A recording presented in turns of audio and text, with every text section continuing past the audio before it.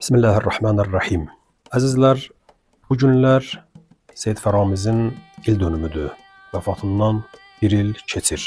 Bu münasibətlə istədim bu əziz seyyidi, bu mübariz və müqavimətçi ruhanimizi yad edək və xatirəsi anılsın. Gərək ki, belə şəxsiyyətləri anaq və tarixdə qalsın. Çünki bu Azərbaycan tarixində belə ruhanilərin təsiri həmişə olub və olacaqdır da. 25 dekabr bu şəxsiyyətin vəfatının il dönümüdür.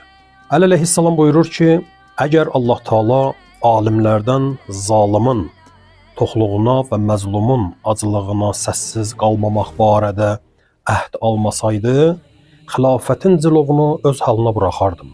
Yəni, hökumət tərəfə getməzdim. Deməli, hökumət və qüdrət dalınca Əli əleyhissalam gedir ona görə ki, zalimin hülqumundan acım payını alsın və məzlumun acılığına səssiz qalmasın, toxdan acım payını alsın.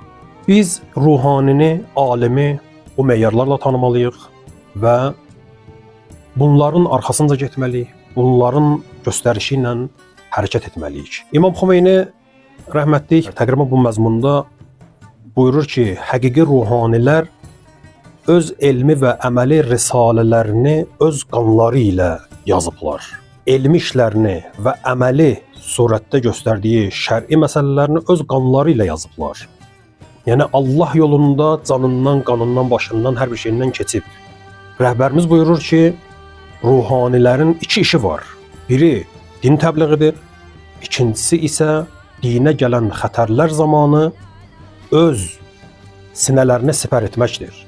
Təqribən 2010-cu ildə bu əzizimiz, yəni Seyid Fəramiz şərlənərək tutuldu və zalimin zindanında illərlə yatdı. Bir cümlə belə, üzr istəyirəm, mənə əff edin və s. bu kimi bir cümlə belə yazmadı ki, o müddət təqribən 10 il, 11 il zindanda yatmaqdan xilas olsun. Niyə? Çünki onlar öz Allahları ilə əhd peymanlarını sındırmadılar. Onlar haqqı deməliydilər. Onlar zalimin müqabilində dayanmalıydılar. Onlar ilahi dinin qorunmasından ötürü və ilahi dinin təbliğindən ötürü canfaşanlıq eləməliydilər və öz azadlığını əldən versə belə gərək ki, tapdalamazdılar və bu cürdə etdilər. Uzun illər zindanda yatdı, amma haqdan keçmədi.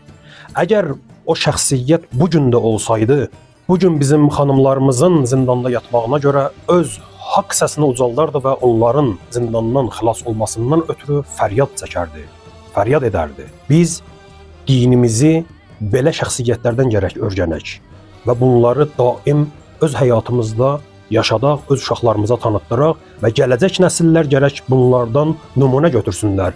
Daha dinini saraya satmış dindar və ruhanilər və ya məddahlar və ya şairlər bunlardan olmasınlar, bunların arxasınca getməsinlər. Bugün Azərbaycanda dinini satan ruhanilər az deyil, saray mollaları az deyil, dini təhrif edən ilahiyyatçılar az deyil. Amma bu cür Seyid Fəramiz kimiləri canı bahasına getdi, zindanda yatdı və bununla da öz həyatına belə desək ki, son qoydu. Əssalamu aleykum və rəhmətullahi və barakatuhu.